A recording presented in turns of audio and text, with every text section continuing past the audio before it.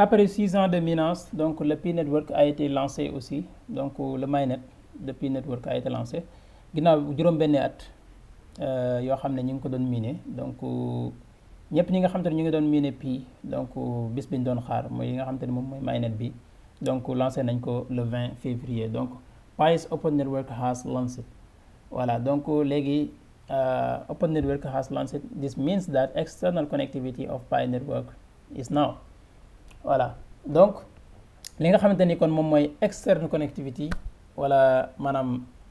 monde extérieur bi aussi li nga xamante ni maanaam léegi jóge nañ ci cercle fermé gën a connecté wu ak li nga xamante ni moom mooy ak yeneen plateforme yeeg yu ni mel donc loolu ñu ngi ci li nga xamante ni moom mooy Pi Network is now li nga xamante ni moom mooy open bi léegi wala la mainnet donc déjà est ouvert. Voilà, donc ñu ngi leen di ziyaara bu baax a baax da leen ak jàmm ci seen bi di Al Moukhtar donc su fekkee c'est la première fois ngay tombé suñu ay vidéo voilà agsi la ak jàmm donc fii dañ fiy wax lépp loo xamante ni mi ngi aju ci wàllum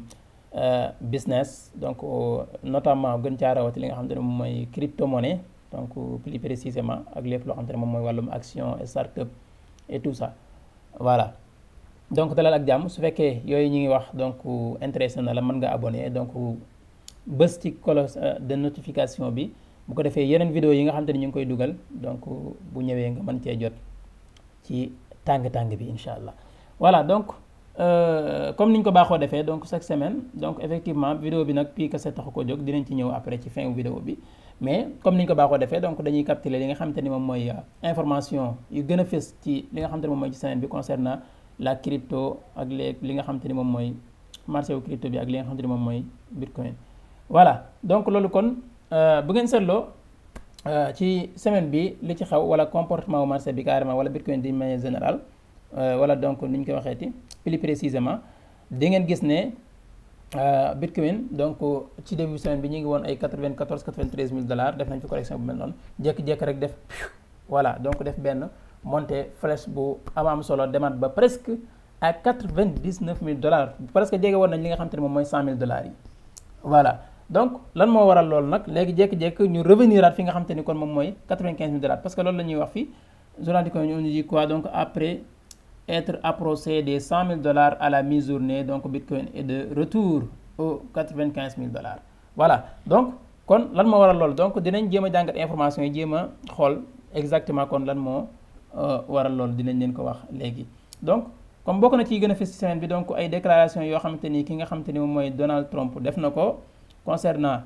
li nga xamante ne moom mooy bitcoin wala marché crypto bi et tout. Voilà, donc yooyu dinañ ci ñëw waaye itam bokk na ci li ci gën a fës li nga xamante ni moom mooy hackers yi maanaam plateforme bu mag bi nga xamante ni moom mooy Bybit dañ ko hacké woon voilà am ci accès piraté ko daal ci gàttal. Voilà, donc loolu it bokk na ci li gën a fës ci kii bi dinañ ci ñëw jéem a jàngat loolu lépp incha allah donc moom mooy yi nga xam ne moom lañ bëgg ak partager ak yéen. Voilà, donc fii voilà ki ngeen gis ni comme ni ma ko waxee moom mooy Bybit bi kooku moom mooy seen CEO. Voilà, donc moom mooy PDG wu ki nga xamante ne moom mooy Bybit donc ko defee voilà ñu xool fii. On nous dit quoi? Donald Trump confirme sa volonté d'offrir des dividendes donc aux Américains donc loolu voilà donc ñoom la engagé peut-être dinaa ci ñëw mais information bi ma gën a yitteel rek voilà mooy bi Donald Trump déclare ce soir donc le Bitcoin a atteint plusieurs sommets historiques parce que tout le monde sait que je suis déterminé à faire l'Amérique la capitale de la crypto. Nous voulons rester à l'avant-garde de tout et l'un d'entre eux est la crypto. Donc Donald Trump ñuy wax fii ne confirmé na li nga xamante ne moom mooy volonté am bëgg-bëggam ci li nga xamante ni wala ni ñu koy waxeeti wala dafa déclaré que ni maa ngi koy jaawale ak ba lay jàll information bi ma lire léegi donc fii day wax ne Donald Trump nee na li nga xamante ne moom mooy Bitcoin atteindre na ay sommets yu bëree bëri maanaam ay ATH yu bëri par exemple effectivement diggante bi mu ñëwee ak léegi voilà donc. te ñëpp xam nañ volonté am maanaam bëgg-bëggam aussi li nga xamante ni moom mooy Amérique def li nga xamante ni moom mooy Amérique capitale li nga xamante ni moom mooy capitalu crypto. voilà donc loolu nag li mu ci wax lisez entre les lignes ici mu ne nous voulons rester à l'avant-garde de tout parce que ku xam Amérique xam si li nga xamante ni tey moom mooy seen bëgg-bëgg ci jéem a monopoliser lépp ci àdduna bi lépp ñu teg ci loxo donc mu ne moo tax mu wax fii ne ñoom ne dañoo bëgg a des saa su ne ci kanam voilà garder lépp maanaam téye lépp seen loxo te loolu yi nag crypto daf cee bokk voilà donc loolu la Donald Trump wax foofu noonu donc bokk na ci li mu déclaré ci semaine bi it ba tey donc kon ay déclaration yoo xam ne déclaration yu fort la woon yoo xam te ni def na ko déclaration yu am solo yoo xam te ni tey def na ko moom ki nga xam te ni moom mooy Donald Trump waaye itam wax ne am na beneen bu muy wax ne aussi nee na ki nga xam te ni moom mooy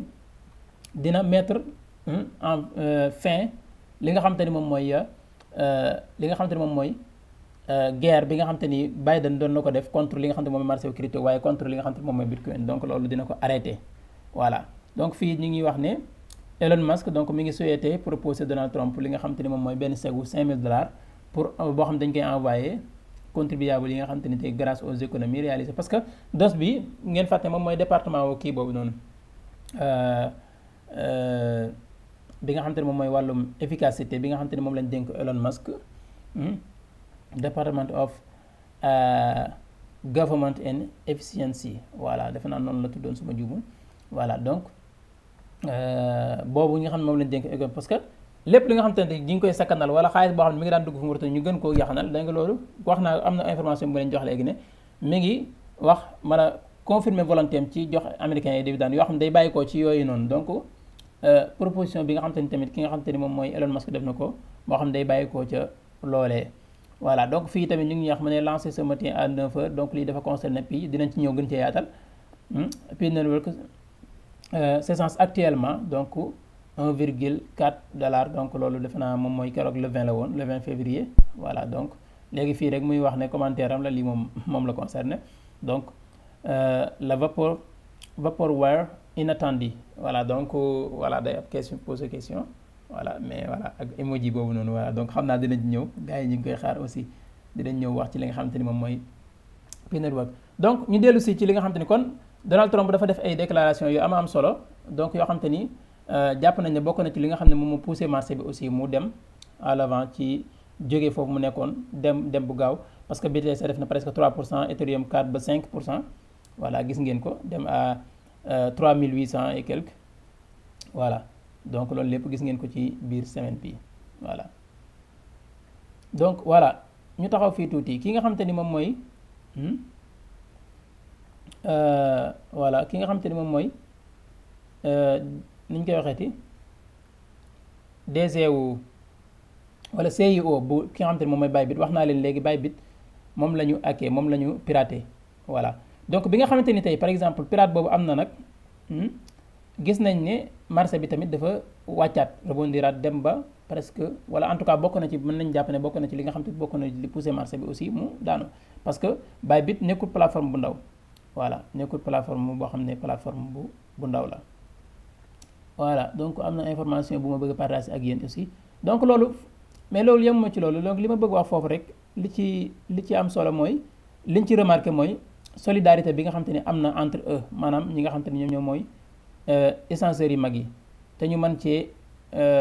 lim ki nga xam te ne moom mooy Zhangping Zhao bi nga xam te ne moom ngeen di gis nii muy Sisi voilà tweet bi ngeen gis nii mi ngi ko commentaire ci ginnaaw bi nga xam te ni CEO bu Bybit def na post bi lu mu wax mu ne not an easy situation to deal with might suggest to halt all withdrawals for a bit as a standard security precaution will provide any assistance if needed good luck fii la lañ fi mën a jàng li mu bëgg a wax rek moom Sisi mooy ancien CEO bu Binance maanaam moo ko fondateur bu Binance nekkatu ko maanaam nekkatul ci bopp ba léegi donc mais ñëpp xam nañ ne mi ngi ci ginnaaw donc parce que dañu ko commencé sonal bu na xatale itu mu démissionné woon ak grandeur voilà donc fexe ba li ko doon toppee du am impact ci li nga xam te ne moom mooy plateforme boobu di Binance te ñëpp wala ñu ëpp ci yéen di ko utiliser moom lan la wax ngir jàppale ki nga xam te ni moom mooy mbokkam moom yi ki nga xam ne tamit dafa yor beneen échéanceur lan la ko wax mu ne ko xam nañ ne nekkul loo xam te ne lu yomb la ngir mën a gérer li nga xam te ni moom moo am nii muy situation bi am nii waaye maa ngi suggest moom rek muy wax xalaatam moom si jëm boppam mu koy jox conseil ne ko li gën mooy nga jéem a arrêté ngeen arrêté transaction yi yëpp maanaam li nga xam te moom mooy retrait yëpp nga xam te moom mooy am ci plateforme bi en attendant ngir jël seen précaution sécurité loolu lépp nag ngir def ko ngir jël précaution sécurité voilà léegi daal ne ko yemul ci loolu maanaam yemul ci ñëw rek joxe conseil waaye dana ko su fekkee it aussi maanaam ñun noppi nañ bépp saa yu ngeen bu ngeen ñu soxlaa maanaam bépp jàppale bi nga xam ne soxla ngeen ko ci rek noppi nañ ngir loolu aussi voilà bu ngeen ñu soxlaa daal noppi nañ ngir dugal ci suñu loxo voilà waa koy souhaiter bonne chance mais lii xam nga dafa am solo li tax ma taxaw ci information bi mooy solidarité bi nga xam ne gis nañ ko moom entre les blancs parce que li ñu ci war a jàngate aussi parce que am na benn histoire bu nettali wax gaynde gi bi mu ànd ak nag yi ñu bari mu bëgg leen a faagaagal xamul nu mit dafa fexe ba xaajale leen lu mu leen wax nag bu weex bii kat bu ngeen nekkee ci lëndëm gi fu ngeen toll dañ leen seen kon da ngeen di bàyyi ma rey ko bu ko defee ngeen gën a nekk ci jàmm nag yi daal di d'accord mu rey ko nga xam noonu la ko toppee ku nekk mu wutal ko lay bi nangam ba faagaagal nag yëpp donc ñii boo xoolee solidarité bi ñu def ni aussi loolu la parce que mënoon na ne sama concurrent la rek sama concurrent la donc li koy dal nii lañ ko yéene bu ko defee clients yi ci man lay ñëw et tout déedéet sa concurrence wala ki ngay concurrencer du caagi ne pas égal ennemi déedéet waaw concurrence égal ennemi déedéet voilà parce que bu ñu seetaanee ba ñenn ci ñoom parce que li dal ci kaw bay bi gis ngeen impact bi mu am ci marché bi mais par exemple tey su fekkee ñoom bi ñëpp dañoo yaakaar ne waa alhamdulilah kooku kii daanu na rek maa xàcc boo gis wërsëg waaye la lañ koy jàppe déedéet ay waa bopp sa bopp déedéet mais gis ngeen solidarité bi mu am na beneen bu ma xam ne gis sax boo xam ne ñoom seen jëm bopp ku nekk dégal na xawma ay Ethereum yoo xam ne jëlee ko ci Binance jox ko dépôt ci fi nga xam te ne moom mooy Bybit ngir mu mën a recouvrir wala mu mën a couvrir perte yooyu nga xam te ni am na voilà donc gis ngeen solidarité boobu noonu donc africains yi aussi nañ roy ci yu mel noonu voilà solidarité da ngeen di solidaire voilà mais yàqante fii nangam voilà donc mais loolu rek lañ toon dafa nekk point bu am solo boo xam te ni bu solo boo xam ne bëggoon naa ci taxaw comme ni ngeen ko gisee nii moom Sisi defe naa texte voilà fii ngeen am ko sax même en français voilà Sounadi ko traduit na ko en français dañuy wax ne mu ne ce n'est pas une situation facile à gérer donc ça suggérerait peut-être donc d'arrêter temporairement donc tous les retraits par mesure de sécurité se fournirait toute l'aide nécessaire si besoin donc bon sens voilà donc fii si comme ni ma ko waxee defe naa tekkil naa leen ko léegi bi ma ko liiree version anglais bi loolu rek wax mooy ni moom laa lay wax nii moom mooy fondateur bu Binance nekkoon tamit moom ancien ICO bu CIO bokk CIO bu bay bi bu Binance moom li mu wax ki nga xam te ne moom mooy mbokkum CIO bu bay bi boobu aussi waaye yemuñ ca defe nañ ay jàpp kooku moo nekk nii comme ni ngeen ko gisee voilà fi mu ne CIO de Bybit tient actuellement un live donc stream à propos de l'incident qui a touché l'exchange donc bi mu amee gis nga dafa ñoom ni ñu mën a jël seen responsable dafa def live ci saasa ngir leeral mbir yi fan la toll ak yooyu donc voilà donc bokk na ci daal kon ñu xam ne moom mooy li xam ne moom moo gënoon a fës ci li nga xam te ni wala ñaari information yi nga xam te ne moom moo jàpp nañ ne impacté na marché bu baax a baax voilà Donald Trump it aussi wala ki nga xam te ne moom Poutine wax nañ ne noppi na ngir teg guerre bi ci suuf entre moom ak Ukraine donc loolu ki nga xam ne moom Trump mi ngi ci doon dox ay jéego et tout waaw yooyu yëpp nag nekk ay information yoo xam ne yu baax parce que même si bu fekkee lu mel ne guerre d'une manière générale baaxul fenn voilà maanaam bala buñ ko arrêté boog fépp lay baax ci àdduna bi muy économie mondiale mais rawatina aussi ci monde wu li nga xam te ni moom mooy monde crypto-monnaie bi voilà donc kon loolu moom moo nekkoon li nga xam te bëggoon nañ ko partager ak yéen concernant li nga xam te moom mooy marché wu crypto bi ak lépp li nga xam te ni moom moo ci aju kon day mel ne mouvement yi nga xam te ni gis nañ ko ci marché bi ci diir boobu noonu donc bokk nañ ban nañ ne déclaration yu fort yi nga xam te ni tey yu am solo yi nga xam te ni ki nga xam te ni moom mooy Donald Trump def na ko ak tamit bi nga xam te ni piraté nañ li nga xam te ni moom mooy Bybit voilà te defe naa rek la moom la ñuy wax fii sax mooy Bensu moom bokk na ci ñi gënoon a fës CEO de Bybit mën a annonce que tous les retraits en attente ont été honorés donc kon même retrait yooyu nga xam ne yéen ñi utiliser Bybit te amoon problème retrait yi nga xam te ni nee naa leen sànq comme voilà gis ngeen ne kon jëfe woon na conseil bi nga xam te ni mbokkam moomu joxoon na ko muy si muy jéem a def li ñuy wax stand by en attendant arrêté li nga xam te ni moom mooy retrait yëpp yi nga xam te ni moom moo doon am pour mën a ba mën a régler problème bi. Donc mais léegi nag wax nañ ne loolu déjà c'est réglé voilà kon yéen ñi nga xam ne yéenay utiliser Bybit mën ngeen a demaat xoolaat xam ne seen kii mi ngi doxaat normal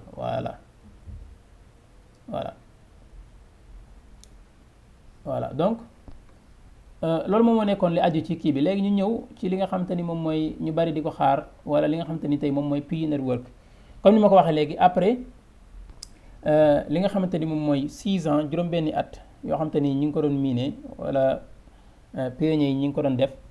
tey ñu lancé li nga xam te ni moom mooy open mainnet bi ci li nga xam te ni moom mooy wala ni ñu ko mën a tuddee open network bi bokk ni ñu ko mën a tuddee li nga xam te ni moom mooy ci le 20 février voilà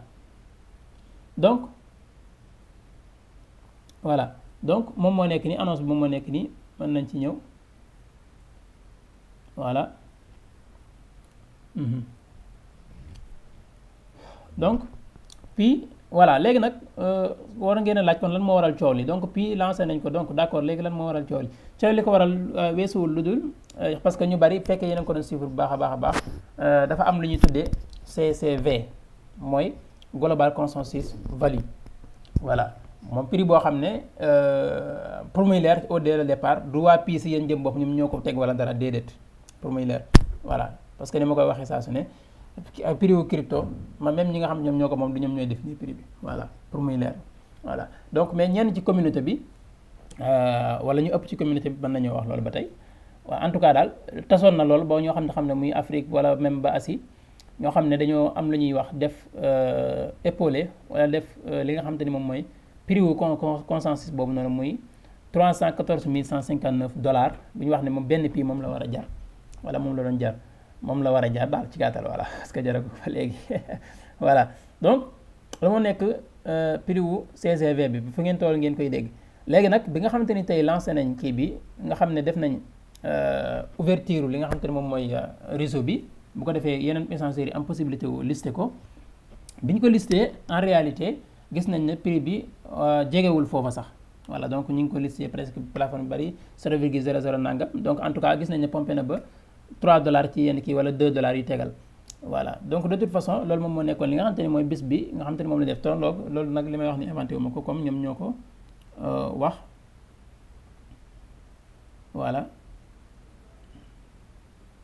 voilà bu ñëwee fii passe bi en anglais la su ngeen neexee mën nañ ko def français pour mu gën a léegi ko ñuy jaar def ñaari traduction yi voilà léegi mën ngeen lire fii ñu def ñu ne pioneers donc muy les pionniers Open Network est lancé donc cela signifie que la connectivité externe de Pi Network est désormais disponible pour la communauté Pi du monde entier voilà donc Open Network a déverrouillé l'écosystème parce que dafa nekkoon système boo xam dafa verrouillé wu donc même si fekkee mënoon na am ay transactions entre pionniers donc la woon muy li ñuy wax P2P voilà donc l'écosystème florissant de Pi donc ses applications innovantes et son vaste réseau peer-to-peer mooy bi mën a wax sànq mais P2P bi donc pour l'intégration avec le monde plus large de la blockchain donc léegi nag am na ouverture parce que li ñuy wax comme ni ñu ko mentionné fii léegi connectivité externe bi am na Open Network donc était essentiel à la mission de Pi donc dafa nekkoon loo xamante ne tey lu essentiel la woon ci seen mission donc créer une crypto-monnaie inclusive axée sur l'utilité et largement adoptée accessible à tous donc voilà donc parce que it lu tax may ree foofu parce que gars yi façon théorie bi nañ wax nañu ko quoi malheureusement donc pour bala maa sori ma préciser ne man mi di wax ak yéen damay miine Pi depuis 2 ans 3 ans même pour bañ a jub voilà xam leen ne li ma ciy wax nii yëpp it waxuma ko ngir xalaat kenn wala nangam mais dañuy bëgg rek li ñuy wax ni ma koy waxee saa su ne bu ñu ko mënut a teg ci xam-xam wala ñu teg ko fu leer dañuy noppi voilà teguñ ñëwee rek ngir wax suñu xalaat parce que du affaire lu xalaat xam-xam la boo xam ne lu ñu mën a teg loxo la voilà information yi it am na fu ñu koy jëlee voilà donc dañuy miine Pi xam nañ ne projet bu baax la et tout donc mais nag comme prix boobu ñuy wax ñun mosuñ ci nekk loo xam te ne lu ñu dugal suñu bopp la te ñi ñu ci daan laaj ñëpp wax nañ leen ci li ñu leen ci daan wax aussi voilà parce que ngeen xam ne prix boobu noonu aussi ni ma ko waxee léegi donc ay groupe de personnes ñoom ñi nga xam te ne ñoom ñoo ko kii voilà bokk na ci ñi ci gën a fees ku ñuy wax Doris Yin donc nekk chinoise benn femme boo xam te bokk na ci ñi gën a fees en tout cas ñi gën a fees ci combat bi voilà donc loolu may kooku it ngeen xam ne ak lu mu mën a wax ak lu mu mën a def li muy wax moom la engagé bëgg-bëggam la ak bëgg-bëggu ñeneen aussi ñooy communauté bi voilà donc loolu ngeen xam ne bari li ma ci wax rek mooy bari na ci information yu bari yu ñu leen andil dinañ ko kii naan diw nee na Doris nee na Doris noonu li muy wax moom la engagé voilà léegi pour ma jox leen exemple bu gën a leer rek mooy mi ngi mel ne par exemple Pastef par exemple Pastef pouvoir bi fi nekk nii donc kenn ci militant yi jël benn combat wax mi ngi koy wax xam nga par exemple am na lu ñuy wax annonce officielle boo xam ne bu fekkee dañ koy def xam na fi ñu koy waxee am nañ organisation ci kaw lay jógee ki nga xam ne moom moo chargé wu communication bi wala seen porte-parole wala nangam wala président bi wala yu mel wax ko waaw léegi nag par exemple li xew ni entrepreneur pour ma gën leen ko simplifier pour mu gën a simple mooy kenn nag mi ngi mel ne membre Pastef génn di wax waaw wax nangam wala mu am benn lu mu mën a doon ak ñeneen ñi ko ci topp voilà donc kooku li muy wax noonu est-ce que moom la engagé par exemple bis ngeen ci par exemple président bi jël fi ay décisions yoo xam ne ñu bari ci membres yi moo xam sénégalais yi ànduñ ci mais est-ce que loolu tax teewul mais nekk na lu officiel donc li ma bëgg a wax foofu rek mooy information officielle dafa am fu muy jógee donc benn membre bu bokk fenn wax wala nga nekk pionnier muy yow ni nga nekk pionnier yow parce que par exemple fekkee da nga nekk Pastef par exemple nekk nga ci parti nga am carte ma am carte ñun ñëpp ay membre lañ voilà li définir suñu kii bu fekkee am na tuuti statut bi mooy ñu dox la dañ laa fal nangam wala fa nangam mais su fekkee fal ñu nangam ñun ñëpp ay membre lañ Doris yi moom nag amul lenn luñ ko fal lu xamante ni tey maanaam du ca core team ba wala ca wàppi wala nangam déedéet voilà bokk na ci ñi ci gën a fees mais li ma bëgg a wax foofu effectivement am na droit def soutenir ñeneen ñëpp épaulé ko voilà mais li ma bëgg a wax li ma bëgg a préciser foofu rek mooy ñu bari dañuy jël ay information lu muy wax di ñëw naan diw nee na mais ngeen xam ne diw moom la muy wax moom xalaatam la ak bëgg-bëggam tekkiwul ne loolay am voilà léegi li ma fiy kiyaat li tax mbir mi jur coow bi lépp mooy ñu bari dañuy wax 314 000 dollars yooyu noonu léegi nag bokk na ci en tout cas man mii personnellement ñi ma ci doon invité di ma ci laaj bi ñu ma waxee donte maa ngi koy miine am naa ko te mu ngi ma garder ba léegi ko damay continuer di ko miine pour muy leer nee naa leen puis de crypto monnaie la waaw te crypto it te it gis naa ne te am na communauté it bu baax a baax am na communauté bu am doole waaye aussi am na li nga xamante ni te waaye nombre de pièces yu ñu créé aussi bari na muy 100 milliards de pièces bari na trop te nag prix pour benn crypto jël benn niveau benn prix bi dafa am ci ay base critères yu muy tegewu voilà te boo comparé par exemple boo xoolee kaw plus précisément dangay gis ne prix boobu ñu doon wax maanaam c'est presque nekkul inimaginable par exemple su ma ko nee tudde noonu voilà effectivement doon na mën a nekk ci benn côté parce que yooyu yëpp man leeral naa ko defe naa ñi ma ci mës a dégg ñëpp su fekkoon tey dañoo resté benn réseau fermé boo xam te ne ñuy def essence bi entre communauté bi loolu lu ñu d'accord loolu la ni ma koy waxee saa su ne bi ma jëloon téléphone bii tey ma ne téléphone bi léegi tuddatul téléphone nañu ko tuddee mbaxana bu ñun ñëpp bu d'accord ci ne mbaxana lay léegi voilà ça dépend de ñun rek voilà ci ñun lay dépendre voilà mais léegi yéen puis mosul wax ci wax ay moom mooy def 300 nangam wala nangam ni ma ko wax bëgg-bëgg communauté la su fekkoon dafa ne léegi nag comme que génn nañ ci loolu wax léegi réseau externe wala li ñu koy wax open léegi mu ouvrir ni ñu koy waxeeti mu nekk lu ouvert léegi engagé tul ñun ñoo ñu képp voilà comme noonu laa leen ko wax léegi comme ma ne en tout cas su fekkee crypto bu ñuy listé ci plateforme yi ñu koy traité comme ñi nga xam ne moom la ñuy traité yenn crypto yi dina tege ci base yi critères yi nangam pour àgg benn prix bi am na critères yu am mooy ni ma ko waxee affaire bi bu xasee génn foofu léegi marché bi moom li fi am mooy offre ak demande liy définir prix bi du sax ñoom ñoo ko moom sax du ñoom ñoo koy définir mënuñ ko waaw affaire offre ak demande la voilà affaire offre ak demande la maanaam ñi ko soxla ak li ñu soxla nu mu toll ñi ko soxla lu ñuy gën a bari xaalis bi di ci gën a dugg prix bi gën a mën a jël valeur waaw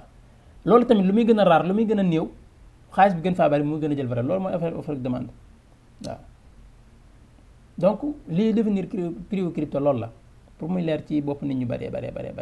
voilà donc te loolu it du waa PIS jën jëm boobu sax ñoom mënuñu ko définir du ñoom ñoo koy définir waxuma la ak nag keneen ko ne ci biir di wax ay bëgg-bëgg pour muy leer voilà donc léegi bi ñu amee loolu bi ñu xamee ne loolu it aussi ñu ci bari ci ñoom loolu lu ñu mën a contredire la par exemple fekkee dañ ko parce que loolu xam-xam la boobu science la voilà li ñuy wax 1 plus 1 égale 2 voilà comme loolu la loo mën a calculer mu leer waaw ñu jógee foofu ñu gëmloo ne wala ñu bari ci wax ne malheureusement di wax ne léegi nekkatul am na sax ñoo xam ne dañ naan du crypto monnaie ab monnaie la monnaie numérique la ñuy wax xamuñ ko mën a tuddee te voilà xamuñ ne crypto monnaie donc boo ko def ni bokk na ci ay définition da nga naan monnaie numérique la voilà dañ naan la monnaie la maanaam dañu bëgg a dàq ne du crypto daal comme yeneen crypto yi du dañuy insensé du ñuy nangam mais loolu bi puis defee déclaration bi nii le 20 ak yi ci toppaat dafa dàq loolu la njëkk a dàq kon ñu xam ne kon loolu amul kon monnaie la boo xam crypto la boo xam ne dañ koy listé ci yeneen plateforme parce que bi loolu amee plateforme yu bari gën caa fees gi bi gën a fees ñu ko gën cee ràññee OKX ak Get.io su ma juumul ak yeneen ñu gën cee fees yooyu nekk ay plateforme yoo xam ne def nañ ko maanaam ginnaaw bi nga xam ne def na déclaration def na annonce ne le 20 ci la mooy open network bi ci la ko wax ñoom def nañ seen ay post aussi wax na dinañ ko listé waaw léegi ni ma ko waxee léegi bokk na ci seen kii bi ñu xamee loolu tamit gars yi dañ la doon gëmloo ne affaire bi stable coin la maanaam boo déggee stable coin mooy monnaie stable comme par exemple comme CFA comme euro wala yi ni mel nga xam ne nekkul prix buy volatile nii voilà loolu tamit c'est faux ginnaaw bi nga xam te ni tey gis nañ ne loolu amul waaw parce que le fait que échéanciers yi déclaré dinañ ko listé et tout nangam ak bi ñu ko listé ñu gis li xew nekkul stable coin xam nañ loolu tamit dàqu na waaw parce que ni ma ko waxee yi ci bari yi la daa wax da nga koy mën a teggi moo tax voilà te yooyu ni ma ko waxee xam-xam la maanaam science la boo xam ne science a koy prouver du xalaat kese waaw léegi jóge nañ ci loolu maanaam discours bi actuellement nii actualité bi mooy échéanciers yooyu noonu ñu wax nee échéanciers yi dañuy def lu leen neex puis permettre leen ko la yu ni mel voilà te loolu aussi c'est faux dinaa leen ko firndeel léegi voilà parce que man li may wax nii waxuma ko pour wax kenn lu ko neex damay wax dëgg ji rek voilà damay wax li nga xam te ne moom moo am ay fee yi puis it kenn mënu leen a topp ci dara parce que ñoom mosumaa dégg wala mosuñu wax wala mosumaa dégg pour mu gën a leer fu ñu wax ay waxu prix wu 300 nangam yi ñoom seen jëm bopp laa wax de fi nga xam ne à la source de l'information alxuraan moo ñu jàngal ne bu ngeen déggee xibaar dem leen ngeen leerlu ko te fi ñuy leerloo dañuy wax mooy source de l'information masdar bi fan la génne voilà fi ma nekk nii nag seen page officielle la ñoom ñoo ko moom fii li may waxati man li Samba ak ma dem ba sax ba ma dalee mi ne fii ba léegi information buy génn concerne leen da ngay dem ci seen page officielle yi benn mu nekk X Twitter wala seen kii bi application bi ngay miné heure boo duggee bu annonce amee di nga ko fa gis ñaari dañ koy booleeg vidéo ba ci annonce bi ma leen wax ni ànd na ak vidéo waaw bu ndaw si def muy kan jaago damay fàtt tur bi voilà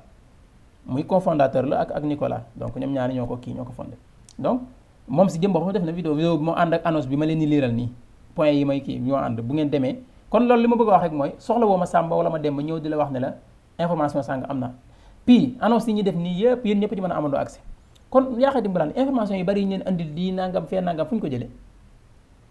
affaire yaa ma neex te ñooñu seen xalaat la ñuy wax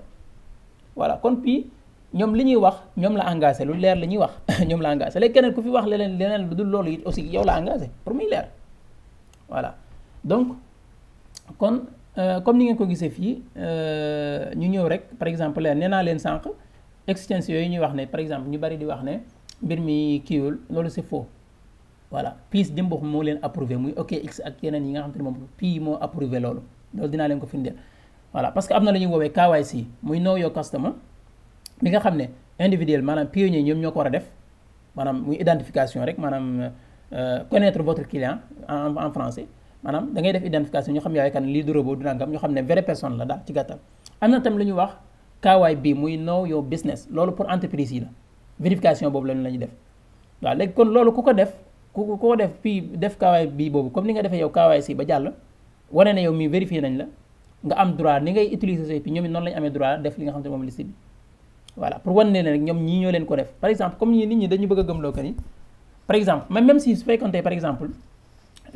jàppale ne ko par exemple échange yooyu noonu puis li ñu def puis yoonam nekku ci waaw ay li ñuy def ay naxaate la jàppale loolu par exemple mais loolu même su fekkoon dafa am puis xanaa dañoo muuma kon déclaré ay fan ne dinañ liste nangam ñu mënoon a def benn simple tweet rek wax ne nangam bi c'est faux c'est aussi simple que ça léegi la moo tax ñu bëgg a gëmloo nit ñi xam nga sax par exemple même keroog ca bis ba dañu leen gëmloo ne dañuy xaar annonce core team bi parce que bi ñu waxee yooyu yëpp ñuy wax muy teggeeku ñu ne dañuy xaar annonce ko léegi annonce core team bi mi ngi nii li ñu wax leer na li ma lay wax nii yëpp dinaa ci ñëw léegi war ne ñoom ñoo ko def léegi lan moo tax ñu bëgg leen a gëmloo waat ne essentiel plateforme yooyu noonu dañuy def leen neex c'est faux aussi plateforme yooyu ko listé wala yooyu ñuy wax muy OKX ak ñeneen ñii ñoo leen ko approuvé pour mu leer voilà donc léegi dinaa ñëw ci loolu par exemple voilà comme que li ma leen doon leeral léegi mi ngi nii gis nga mu ne de plus une liste des entreprises vérifiées par KYB est disponible pour que les pionniers puissent la consulter et y accéder sur la page web fu ma cliquer fii dina ma yóbbu foofu suivante. Voilà, ce qui permet aux pionniers d'identifier les entreprises qui ont terminé le processus de vérification KYB de Pi Network. maanaam fii waa Pi ñu ngi ñuy wax ne maanaam benn liste wu entreprise boo xam te ne vérifié nañ leen maanaam wóor na ne ñoom ci ñoom la jaar disponible na pour ñëpp ñi nga xam te ne ñi ngi miine Pi. nee nañ mën ngeen koo consulter ci page bii muy wax ni page web bi après léegi dinañ ci bés bu ma jeexalee texte bi. donc mu ne loolu di leen may pionniers yi ñi nga xam ne ñoo leen miine ñu mën a identifier entreprise yi nga xam ne ñoo terminé procédure boobu noonu wala processus boobu noonu muy vérification bi ñu xam ne ñii kon jàll nañ ko te wóor na ne jàll nañ ko te Pi Network ñoom ñoo ko def fii. donc vous ne figurez pas dans la liste. lii nag nekkul pour pionniers yi lii day laaj comme benn question la boo xam te comme da koy adressé entreprise bi nga xam te ni ñëw na ngir bëgg a xool fekkee bëgg na ko liste la ñu mel. donc vous ne figurez pas dans la liste mu ne gisoo sa bopp ci liste bi les entreprises peuvent demander la vérification KYB ici. kon ici bii nii pour entreprise la par exemple bu fekkee tey man par exemple maam benn plateforme par exemple wax nañu El Bank wala yu ni mel bëgg na kii bu ñëwee ñoom fii la ñuy bës pour def procédure boobu noonu voilà. bu dee li nga xam te ni nag mooy ni ma ko waxee léegi yow en tant que pionnier bëgg nga information bu leer ni ma ko waxee à la source de l' information la ñuy dem li may wax ni du sama xalaat bu fekkee dëgg rek ngeen bëgg a dégg nañ dem xool léegi nañ dem ci page bii ñoom ñoo ko wax léegi mën nañoo consulter ñi nga xam ne ñoom jàll nañ KYB bi boobu noonu ñu cliquer ci page bi page web bi nga xam te ni fa la ñuy yebal waaw normalement bu ñu fi ñëwee ñoom dinañ ñu wan maanaam essentiels yi nga xam ne wala plateforme yi nga xam ne ñoom ñoo leen autorisé wala jàll nañ KYB bi boobu noonu vérifié nañ voilà comme ni ngeen ko gisee ni list of KYB verified businesses xaaral ma traduire ko en français pour mu gën a leer ci yéen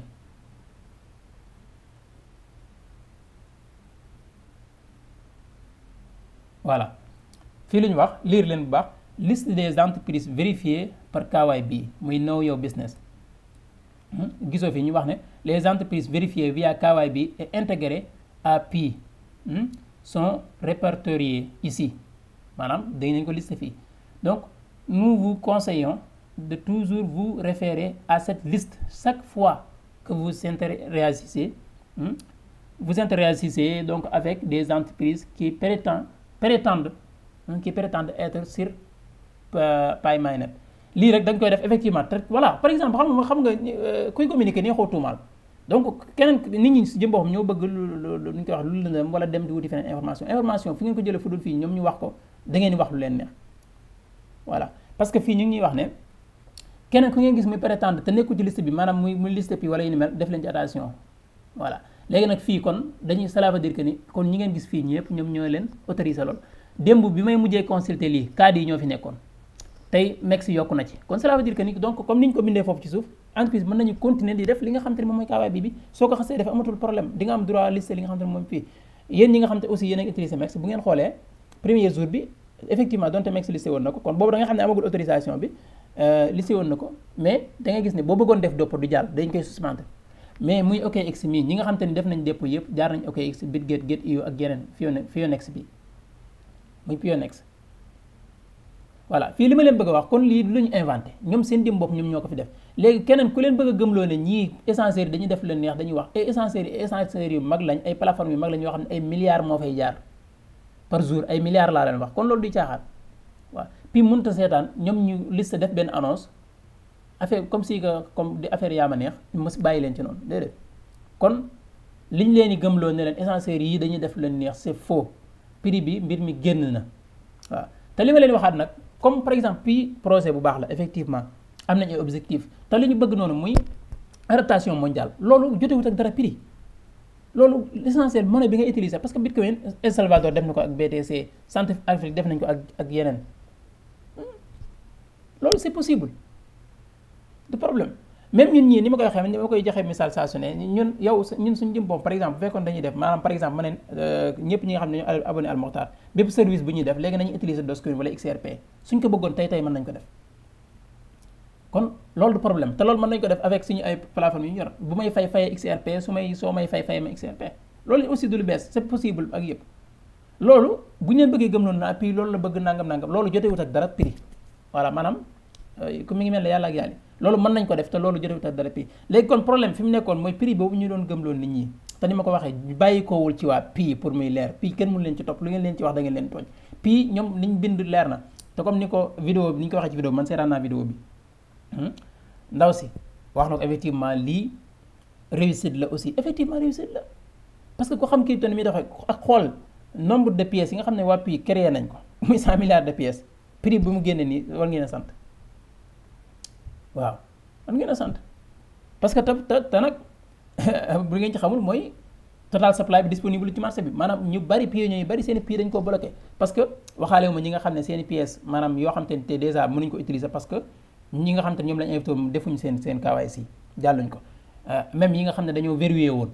kon li leen di wax maanaam léeg-léeg comme gars yi dañuy wax comme si que ñoo la gën a maîtriser procès bi loolu lañ lay gëm loo quoi waaw te fii man bépp information bu ngeen fi jëlee te génnewu leen ko fii sama yoon newu ci bu fekkee loolu ngeen jàpp ne yéen a gën a maîtriser nit ñi mbir mu jël leen voilà mais avec le temps ak lu ñuy dem te loo xam ne gisu leen ñoom seen jëm bopp ñu wax ko lu ngeen fi mën di andi lu ñu leen ci wax dañ leen di wax lu leen neex waxi jàmbur la loolu faaw ngeen bàyyi ko xel li ma bëgg a waxaat foofu di leen ko préciser waat ngir yàlla dee leen demal seen bopp ngeen lire information yi te loolu yéen ñëpp ci am accès puis bépp annonce bu ñu def ci seen page boo duggee soxla woo Massamba di la wax ne la def nañ ko wala yéen ñëpp koy gisandoo comme niñ ko gisee comme bii voilà dem nag di xool waa ji wax xalaatam wala nangam di ñëw di wax loolu seen xalaat la waaw parce que faaw ngeen mën a def différence information ak commentaire voilà donc pour mu leer kon loolu moo nekkoon vidéo bi xam ngeen ne kon bu baax a baax ni ñu leen di wax nii ñii ñoo leen autorisé Maxime yi xam naa tey la fi dugg aussi waaw kon lii ni ma ko waxee ñoom bind nañ ko sa comme ni entreprise boo xam ne bëgg nga listé Pi boo ñëwee boo jaaree fi nga war a jaar def vérification bi di nga ko am autorisation bi voilà te da ngay gis ne ñi amul autorisation ñëpp boo fa bëggee def dépôt du jàll kon nekk nañ bu baax a baax au courant xam nañ li ñuy def te effectivement réussite la seen bëgg-bëgg yi ñuy def aussi mën nañ ci dox bu baax a baax mais lii problème mooy li may ñaan rek ñi nga xam te ne dañ ciy déglu wala ñu leen ciy wax da ngeen di ñëw nekk millionnaire wala milliardaire suba attention mbir mi yombewul noonu waaw léegi nag liy définir prix wu Pi nag moom voilà mi ngi ci marché fii nag lañ ko mën a natte léegi xaalis ba cay dugg ak nangam léegi mën nañoo commencé ñu développer seen yu bari def ay partenariat nangam loolu lépp bu ñëwee luy baax ci projet bi la waaw donc conseil bi ma ciy joxe man personnellement maa ngi koy miné samay pièces benn pièce génnewu ma ko jaay ko maa ngi koy miné ba léegi voilà waaw mais li ma leen bëgg a wax rek xam leen ne essentiel yi ñu leen gëm loolu plateforme yi ñu leen gëm dañuy def leen neex déedéet c'est faux par exemple tey su ma fa gisoon prix bu baax nii tey bu demoon $5 wala $10 dinaa génne as pièces quelques pièces dem jaay ko pour muy leer su ngeen comprendre bu baax voilà kon maanaam pour wax leen ne rek c'est lu jaar yoon la nekkuñ ñoo xam ne jaaruñ ci yoon déedéet li ñuy def lu légal la te ñoom ñii ñoo leen ko xam nañ Pi xam nañ bu baax a baax li xew voilà ñi ne dañ leen gëmloo ne da ngeen di déglu core team bi ñu wax leen nangam de core team bi ñoom li ñuy wax nañ pare xanaa kay ku bëggut a dégg wala bëggoo gis voilà ku am nag droit dem xooli leneen dem gis leneen loolu sa problème la donc voilà defe naa liñ ci bëggoon a wax leer na juste rek pour leeral leen mbir yi ba mu leer nañ ñi voilà te it li ma ci wax lépp gis ngeen ne inventé wu ma ko wax dëgg yàlla andil naa leen lii nga xam te ne ci fi ma nekk nii pass bi ma nekk nii ku dugg ci sa application Pi Network bi ngay miine boo cliquer ci annoncement ci boobu ci kaw dina la fi andi nga liiral ko sa bopp boo bëggee plus de détails voilà soxla ko kenn di la ko liiral voilà donc di leen jaajëfalaat bu baax a baax loolu moo ma nekkoon vidéo bi di leen wax ne man ngeen wax seen xalaat ci commentaire yi voilà nekkum fi pour monopoliser parole bi wala wax par exemple comme si que ñun rek ñoo am le monopole de la vérité déedéet waaye am ngeen droit aussi ngeen wax seen xalaat ci commentaire yi wax leen su fekkee tamit aussi am nañ ay njuumte ngeen jubbanti ñu waaye itam ngeen xamal ñu su fekkee xamuñ ko aussi comme que loolu ngeen koy waxee ñun yéen a maîtriser projet bi ngeen jàngal ñu ko voilà donc su fekkee itam keneen yow it gis nga ne li ñu wax am na njariñ leer na it aussi pourquoi pas nga partager li nga xam te ne moom mooy vidéo bi pour ñeneen am ci accès mu leer ci seen bopp comme li mu leeree ci sa bopp yow it aussi nga aimé ko aussi pourquoi pas aussi nga di la ñaan aussi boo mënee abonné nga abonné pour yeneen i kii yi ñu fi def parce que voilà nekkul seen boo xam ne Pi doo nga ko tax a jóg donc dañuy joxe dañ maye général de la crypto donc li ma ciy dolliwaat rek ngeen xam ne crypto monnaie univers bu yaatu la secteur la boo xam ne ay milliards moo fay jaar duy caaxaan xam-xam la bu ñuy jàng aussi dem leen ngeen formé wu ji bu ngeen bañee des di nekk di suivre rek ngir ñu leen di orienté nu ñu leen neexee di leen wax nu ñu leen neexee ngeen rêvé dem leen ngeen formé wu ji information jamono ji ñu toll àdduna bi 21e siècle bi ñu toll en 2025 lu waaye bëggut a xam da koo gëstuwul wala da koo neex voilà la Samba di def lam yor dong nga yor connexion la yor téléphone la yor ordinateur la loolu moom nga yor loo bëgg xamal nga xam man fii li may wax nii yëpp duma lu ma inventé man ngeen dem ngeen vérifier ko seen bopp voilà kon jaa ngeen jëf di leen jaajëfal di leen jox rendez-vous semaine prochaine incha allah rabbi di leen wax ngeen passé très bon week-end di leen jaajëfal bu baax a baax a baax a baax ñu fanaan jàmm wala ngeen yenn jàmm ça dépend ba na ngay seetaan vidéo bi jaa ngeen jëf